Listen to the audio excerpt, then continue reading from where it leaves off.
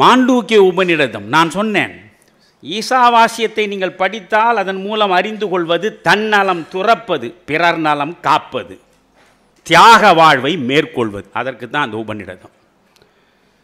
இந்த மாண்டூக்கியத்தை நீங்கள் படியுங்கள். மாண்டூக்கிய உபநிடதம். நான் அதனால் தான் ஒரு நேர்காணலில் சொன்னேன், என் அன்பிற்கினிய உதயநிதிக்கு மாண்டூகம் என்றால் முதலில் என்னவென்று தெரியுமா? சனாதனம் பற்றியெல்லாம் வாய் திறந்து பேசுகிறீர்களே, ஒரு விளையாட்டு பிள்ளை தாத்தாவின் கருணையால் உன் தந்தை இடத்திற்கு வந்து சேர்ந்தார், உன் தந்தையின் கருணையால் நீங்கள் அந்த இடத்திற்கு வந்து சேர்ந்திருக்கிறீர்கள். இது இந்த தமிழ் மண்ணுக்கு வாய்த்த சாபம். வேறென்ன? சாபம் தானே. நீங்கள் என்ன செக்கு இழுத்த செம்மல்களா? வஉசியின் வாரிசுகளா? யார் நீங்கள்?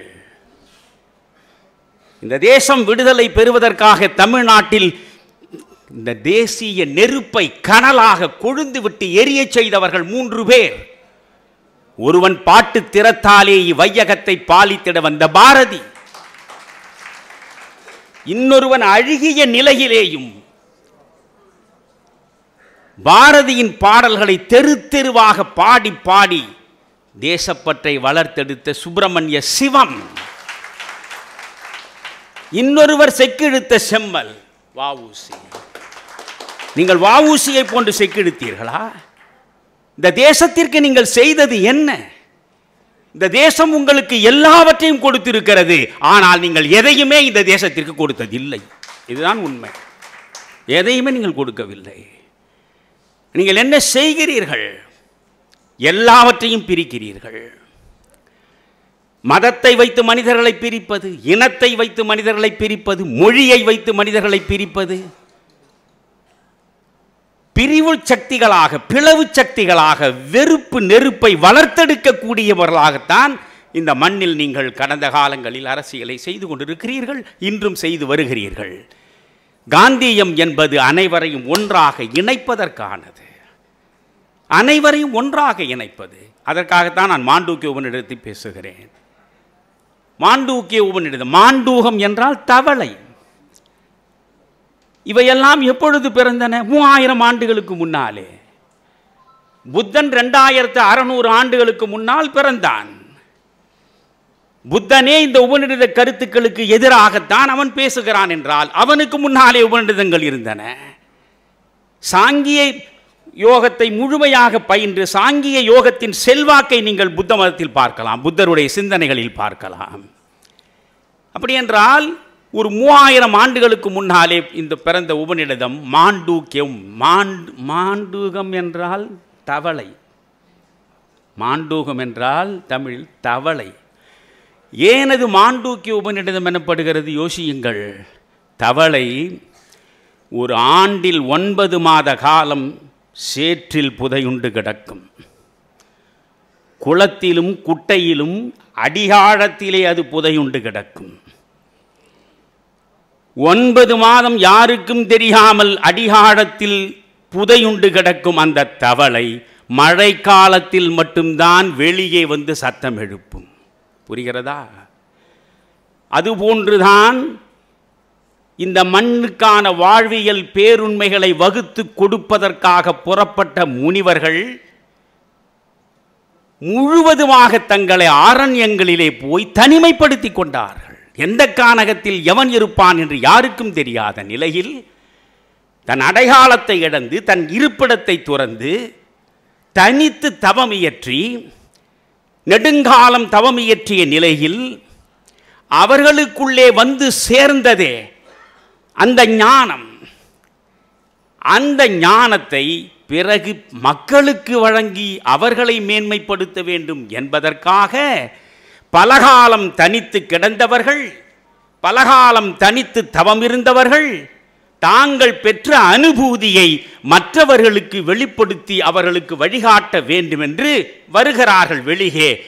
தவளை 9 மாதம் உள்ளே இருந்து மழைக்காலத்தில் வெளியே வந்து சப்தமிடுவதைப் போல இந்த மாபெரும் சான்றோர்கள் மறைந்து வாழ்ந்து தனிமை தவமிருந்து ஞான தேடலில் ஈடுபட்டு பெற்ற ஞானத்தை அடைந்த அனுபூதியை ஒரு கட்டத்தில் வெளியே வந்து சொன்னார்கள். அதுதான் மாண்டூக்கிய உபநிடதம்.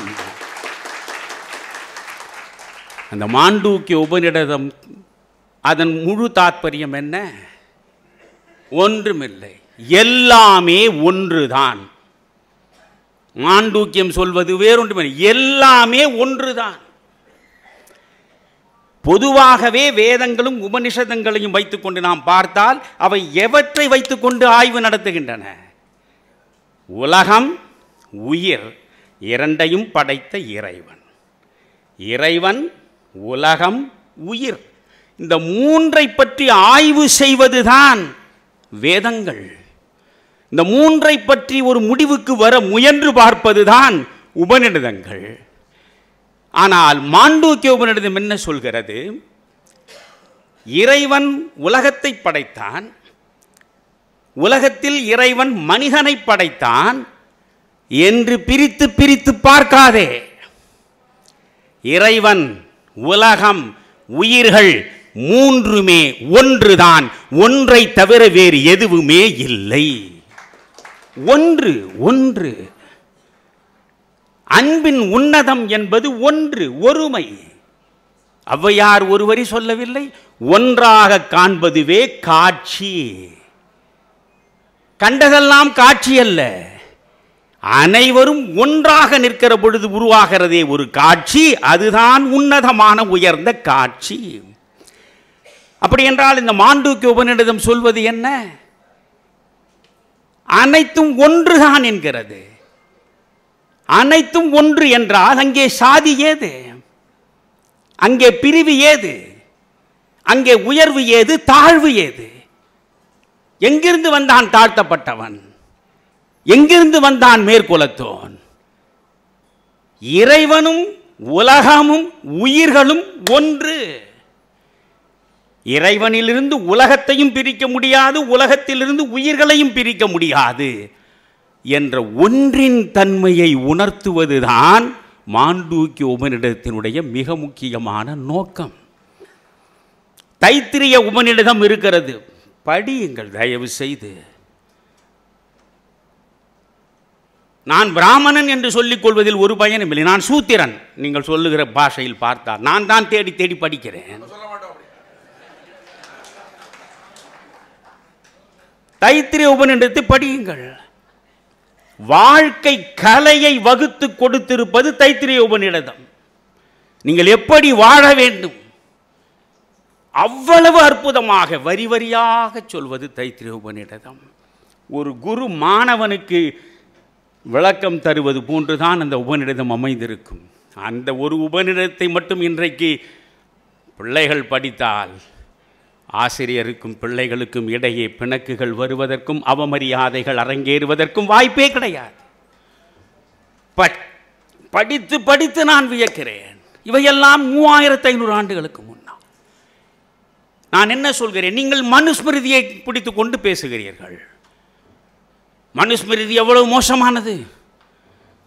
அந்த மனுஸ்மிருதி தானே பெண்ணடிமைத்தனத்தை பேசுகிறது. மனுஸ்மிருதி தானே ஜாதியை பேசுகிறது. இந்த பிரம்மனுடைய தலையிலே இருந்து பிராமணன் பிறந்தான் என்று தொடங்குவதிலே இருந்து மனுஸ்மிருதி தானே பதிவு செய்கிறது. இது நியாயமா என்று கேட்கிறீர்கள். நண்பர்களே, நான் பேசுவது ஸ்ருதி, நீங்கள் பேசுவது ஸ்மிருதி. இரண்டுக்கும் இடையில் உள்ள வேறுபாட்டை புரிந்து கொள்ளுங்கள். ஸ்ருதி என்றும் மாறாதது, ஸ்மிருதி காலத்திற்கு ஏற்ப மாறக்கூடியது. ஸ்மிருதி என்பது அந்தந்த கால சூழலுக்கு ஏற்ப சமூகம் வகுத்து கொள்ளுகிற சட்டங்கள். ஸ்ருதி என்பது கால காலமும் இந்த பூமி உள்ளவரை, பிரபஞ்சம் உள்ளவரை மாறாத வாழ்க்கை நியதிகளை பேசுகின்ற ஒன்று. ஸ்ருதி வேறு, ஸ்மிருதி வேறு. ஸ்ருதி என்பது என்ன? வேதங்கள் ஸ்ருதி, உபநிடதங்கள் ஸ்ருதி, பகவத்கீதை கூட ஸ்மிருதி தான். புராணங்கள், இதிகாசங்கள் என்றெல்லாம் பார்த்தால் அவை ஸ்மிருதி, காலத்திற்கேற்ப மாறலாம். ஆனால் ஸ்ருதி மாறாது. வேதங்களும் உபநிடதங்களும் முன்வைக்கக்கூடியது மாறாது. அம்பேத்கர் ஒரு இடத்தில் தெளிவாக சொல்கிறார், எல்லாமே மாறும். மார்க்சியம் அதைத்தானே பேசுகிறது, எல்லாமே மாறும். அவர் சொல்கிறார், there is nothing fixed, nothing eternal, nothing sanadhana and everything is changing. இதுதான் அம்பேத்கருடைய ஸ்டேட்மெண்ட். நத்திங் ஃபிக்ஸ்ட், எதுவுமே நிலையாக நிற்பதில்லை. நத்திங் இட்டர்னல், அழிவற்றது அமரத்துவம் வாய்ந்தது என்று எதுவும் இல்லை. சனாதனம் என்பது அழியாதது என்று சொல்ல முடியாது. எவ்ரிதிங் இஸ் சேஞ்சிங், எல்லாமே மாறக்கூடியது என்கிறார் அம்பேத்கர். தோன்றியது அனைத்தும் அழியும், அதில் மாற்றம் இல்லை.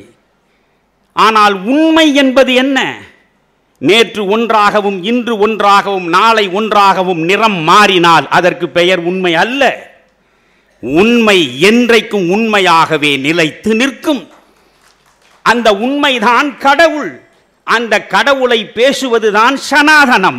எனவே சனாதனம் என்றைக்கும் நிலையானது, அது அழியாது. ஸ்ருதி எப்படி வந்தது? அது எழுதப்படாதது. ஸ்ருதியை யாரும் எழுதவில்லை.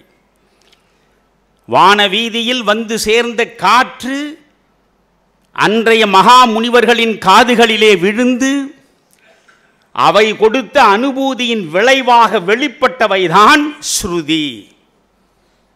இந்த ரிக், யஜூர், சாம, அதர்வண வேதங்கள் என்று நீங்கள் இன்னும் கொஞ்சம் பார்க்க வேண்டும். உண்மையிலேயே வேதங்களை பற்றி பேசுவதென்றால் ரிக், யஜூர், சாம வேதங்களோடு நிற்கணும். அதர்வண வேதத்தை கூட கணக்கிலே சேர்க்க மாட்டார்கள். திரிவியம் என்று தான் பேசுவார்கள். ரிக், யஜூர், சாமம்.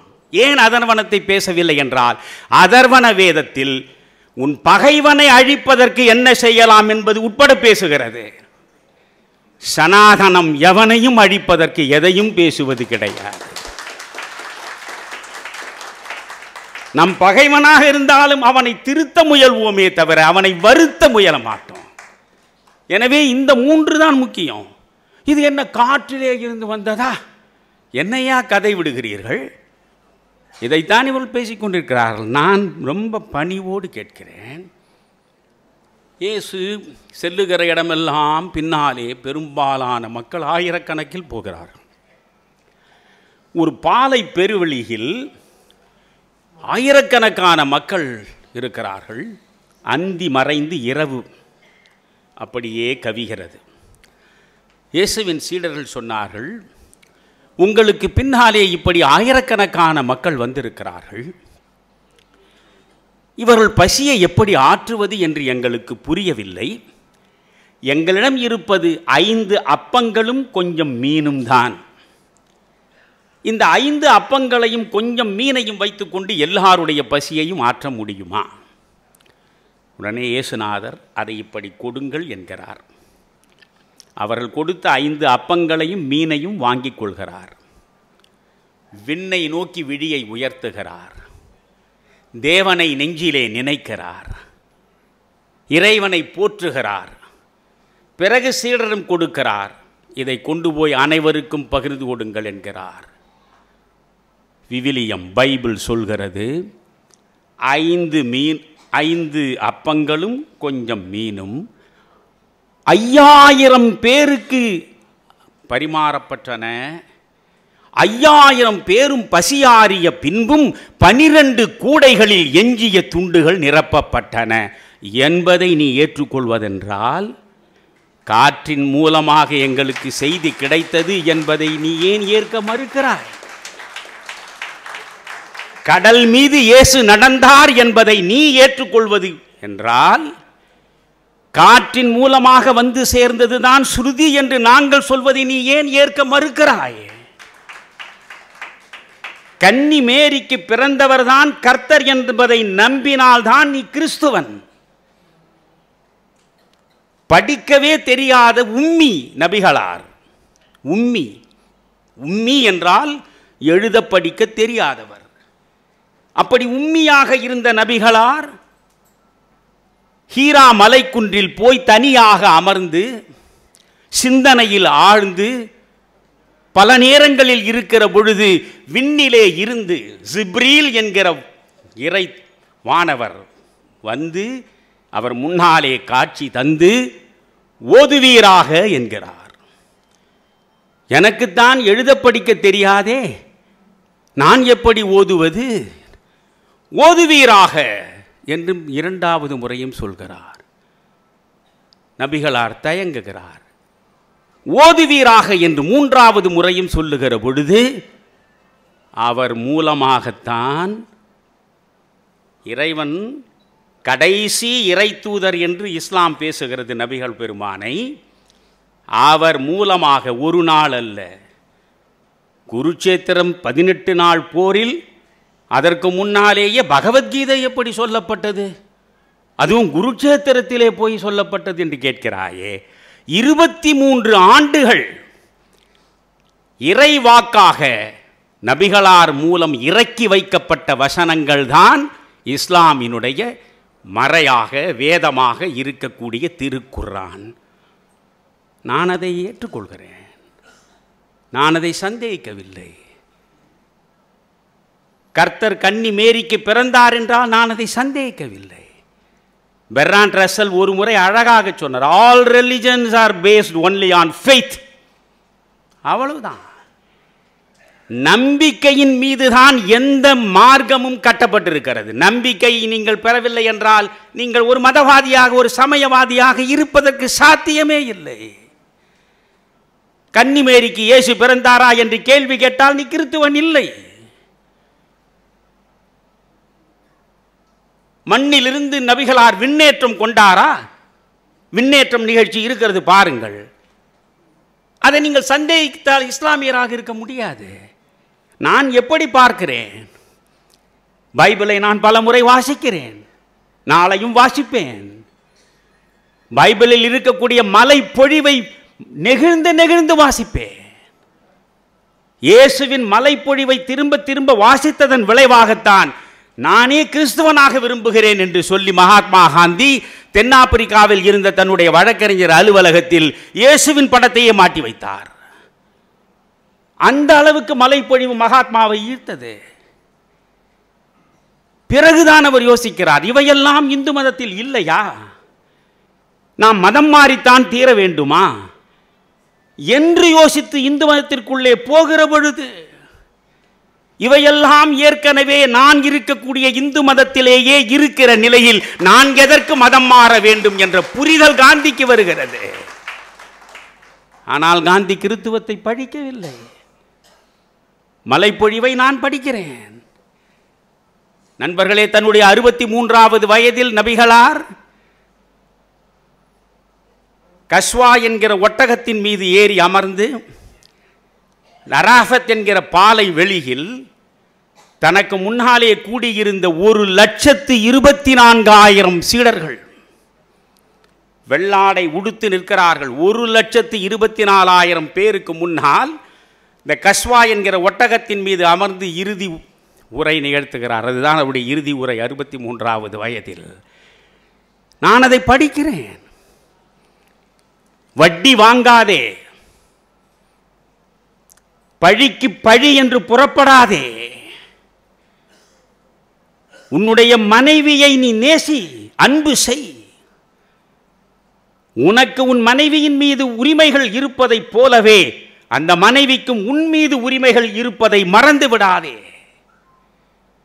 நீ எதை உண்கிறாயோ அதை உன் அடிமைக்கும் கொடு, நீ எதை உடுத்துகிறாயோ அதையும் உன் அடிமைக்கு கொடு. இறைவன் ஒருவனே என்பதை எப்பொழுதும் நம்பு என்றெல்லாம் அந்த இறுதி உரை நிகழ்த்துகிறாரே, அதை நான் திரும்ப திரும்ப படிப்பேன். அப்படித்தான் நீங்கள் பார்க்க வேண்டும். வெறும் வெறுப்பை விதைப்பதனால் ஒன்றும் ஆகாது. நான் இந்த பிராமணர்கள் என்ன செய்தார்கள் இதை மட்டும் சுருக்கமாக சொல்லிவிட்டு போய், வேதங்கள்லேருந்து புறப்பட்டால் அது என்ன நிகழும்?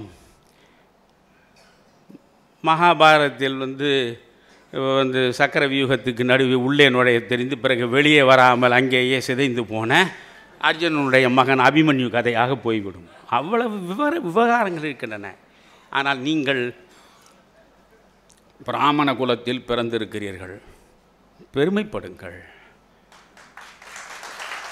நீங்கள் கொஞ்சம் திரும்பி பாருங்கள், திரும்பி பாருங்கள்.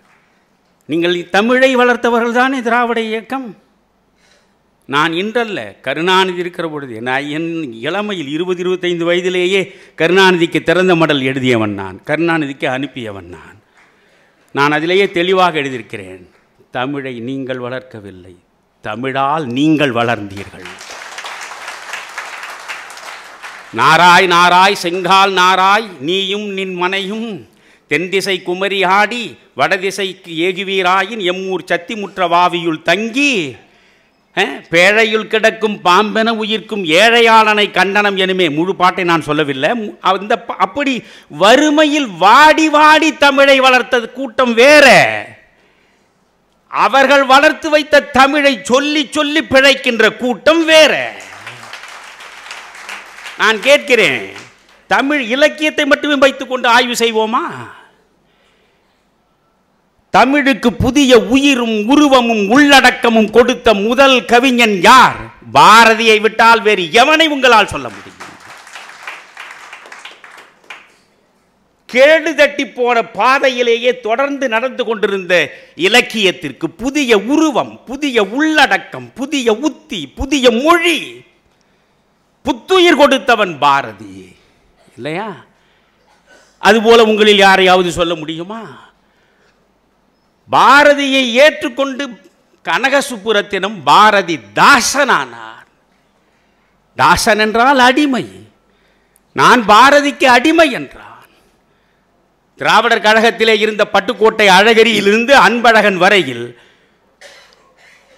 திராவிட இயக்கத்தில் ஈடுபடுத்திக் கொண்ட நீங்கள் தாசன் என்று பெயர் வைத்துக் கொள்வது நியாயமா என்று கேட்டார்கள். நான் அப்படித்தான் வைத்துக் கொள்வேன். பிராமணர்களுக்கு எதிராக வசைபாடுவதற்கென்றே குறிஞ்சி திட்டு என்று ஒரு காப்பியத்தை கொடுத்து விட்டு போன அந்த மனிதன் வாழ்நாள் முழுவதும் பாரதியார் என்று பெயர் சொல்லி அழைத்ததில்லை. எந்த இடத்தில் பேசினாலும், எந்த மேடையில் பேசினாலும் ஐயர் என்றுதான் சொல்லுவார். ஐயர் சொன்னார், ஐயர் செய்தார் என்று பேசுவார். புதிய உருவத்தை கொடுத்தது யார்? புதிய உள்ளடக்கத்தை தந்தது யார்? பாரதி என்ற பிராமணன் தான். தமிழிலேயே முதல் சிறுகதையை எழுதியவன் யார்? இன்று வரை பட்டிமண்டபம் நடக்கிறது. வேண்டுமானால் சுகி சிவத்தை வைத்துக்கொண்டு மணிகண்டனும் மோகன சுந்தரமும் ஒரு பட்டிமன்றம் நடத்துங்கள். யார் எழுதியது? முதலில் எழுதியது பாரதி தான். பாரதி எழுதிய சிறுகதை தான் முதலில் சிறுகதை வடிவத்தையே தமிழுக்கு கொண்டு வந்து சேர்த்தது என்று ஒரு பக்கமும், இல்லை இல்லை, பாரதியோடு புதுச்சேரியிலே இருந்த வாவேசு ஐயர் தான் குளத்தங்கரை அரசமரம் என்று எழுதினாரே, அதுதான் தமிழில் வந்த முதல் சிறுகதை. நான் கேட்கிறேன், முதல் சிறுகதையை வாவேசு ஐயர் எழுதியிருந்தாலும் வாவேசு ஐயர், முதல் சிறுகதையை பாரதி எழுதியிருந்தாலும் சுப்பிரமணிய பாரதி ஐயர் தான். நீங்களா முதலில் சிறுகதை எழுதினீர்கள்? நான் கேட்கிறேன். இன்றைக்கு உயர் தனி செம்மொழி, செம்மொழி பூங்கா வைத்திருக்கிறீர்கள், செம்மொழி மாநாடு நடத்தினீர்கள். உயர் தனி செம்மொழி என்கிற அந்த சொற்றொடரையே முதலில் கொண்டு வந்து இந்த தமிழ் இலக்கிய உலகத்தில் சேர்த்த ஆள் யார் தெரியுமா?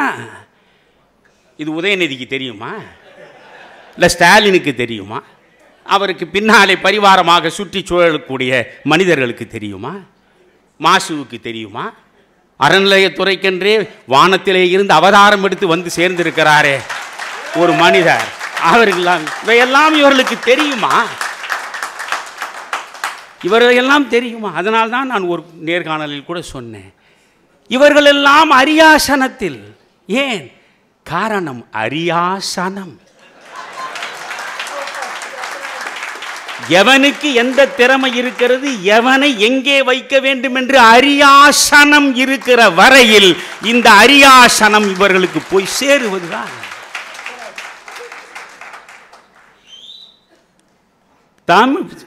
வீகோ சூரியநாராயண சாஸ்திரியார்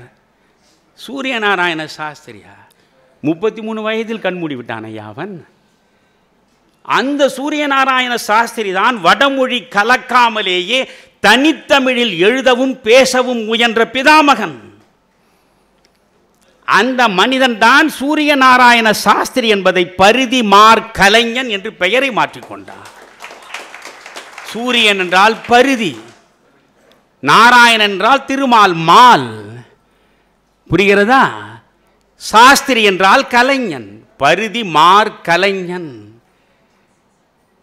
அவர்தான் மதுரையில் பாண்டித்துரை தேவர் நடத்திய செந்தமிழ் என்கிற இதழில் கட்டுரை எழுதுகிறார். அந்த கட்டுரையின் தலைப்பு என்ன தெரியுமா? உயர்தனி செம்மொழி. 1901 எழுதினார். நீங்கள் பிறந்தே இருக்க மாட்டீர்கள் திராவிட பிதாமகர்களே. 1901 தமிழ்தானடா உலகத்திலேயே one of the classical languages, உயர்தனி செம்மொழி. அவர்தான் அதை எழுதினார். நலவெண்பாவை பதிப்பித்தார், கலிங்கத்து பரணியை பதிப்பித்தார், 2 நாடக நூல்களை இயற்றினார். ஆனால் 33 வயதில் இந்த மனிதன் மறைந்து விட்டான். அவனை நினைத்து பார்க்கிறீர்களா நீங்கள்?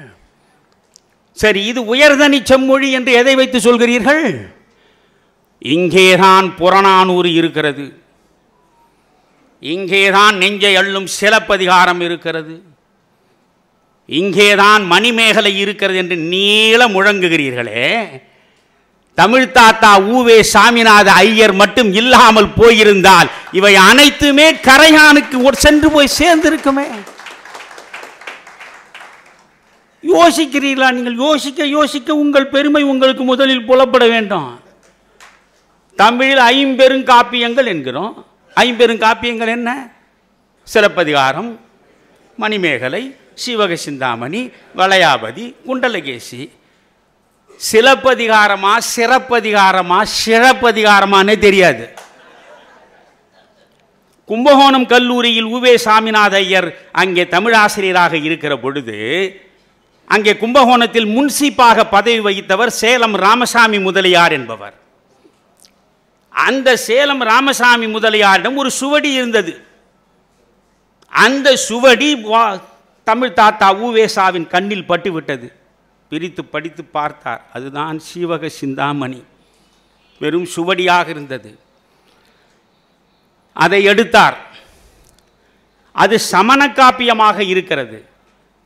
எனவே சமணம் சார்ந்த உண்மைகளை சரியாக புரிந்து கொள்வதற்கு சமண அறிஞர்களோடு பேசி அவருடைய கருத்தை முழுமையாக உள்வாங்கி இதற்காகவே கும்பகோணத்திலே இருந்து சென்னைக்கு வந்து 500 புத்தகங்களை அவர்தான் முதலில் பதிப்பித்து சீவக சிந்தாமணியை இந்த தமிழ் கூறும் நல்லுலகத்திற்கு கொடுத்தார். இல்லை என்றால் சேலம் ராமசாமி முதலியார் வீட்டில் சிறைப்பட்டு அது கரையானுக்கு இரையாகி இருக்கும். சீவக சிந்தாமணி கதை ஆயிற்றா? 5 பெருங்காப்பியங்கள்ல சிலப்பதிகாரம் பல இடங்களில் தேடுகிறார். அதனுடைய முழு வடிவமும் கிடைக்கவில்லை. திருநெல்வேலியில் இருக்கக்கூடிய சைவ பிள்ளைமார்கள் வீடு வீடாக சென்று அலைந்தார். அப்படி அலைந்து திரிந்து முயன்று ஒன்றை நீங்கள் உருவாக்கி கொடுத்தது உண்டா இந்த தமிழுக்கு? திராவிட இயக்க அறிவாளிகள் வீடு வீடாக தேடி அலைந்தார். ஆங்காங்கு கிடைத்த சிதிலமடைந்த ஏடுகளை எல்லாம் ஒன்றாக எடுத்து கொண்டு வந்து பார்க்கிறார். அதில் அடியார்க்கு நல்லாருடைய அற்புதமான உரை இருக்கிறது. ஆனால் எல்லா காதைகளுக்கும் உரை முழுமையாக இல்லை. பிறகு அரும்பத உரை அவருக்கு கிடைக்கிறது. இந்த அரும்பத உரையை வைத்துக்கொண்டு அடியார்க்கு நல்லார் உரையையும் வைத்துக்கொண்டு மிகச்சிறப்பாக சேதாரம் இல்லாமல் சிலப்பதிகாரத்தை அவர்தான் உருவாக்கி பதிப்பித்து இந்த தமிழ் இலக்கிய உலகத்திற்கு தாரை வார்த்தார். 2 காப்பியம் ஆயிற்றா? 3வது காப்பியம் என்ன? சீவக சிந்தாமணி, சிலப்பதிகாரம், மணிமேகலை. மணிமேகலை அவர்தான் கண்டெடுத்தார், அவர்தான் பதிப்பித்தார். மணிமேகலை முழுக்க முழுக்க புத்த மத காப்பியம் என்று புரிந்து கொண்டு பௌத்த ஞானிகளிடம் சென்று அவர்களிடம் ஒவ்வொன்றுக்கும் சரியான பொருள் அறிந்து மணிமேகலையை அவர் கொடுத்தார். 3 காப்பியங்களை அவர் கொடுத்தார், மறந்து விடாதீர்கள். பிறகு நீங்கள் என்ன 2 காப்பியங்கள் சொன்னீர்கள்? இன்றைக்கு கிடைத்திருப்பது வளையாபதியில் வெறும் 72 பாடல்கள் மட்டும்தான். இதற்காக அவர் கண்ணுறங்கவில்லை.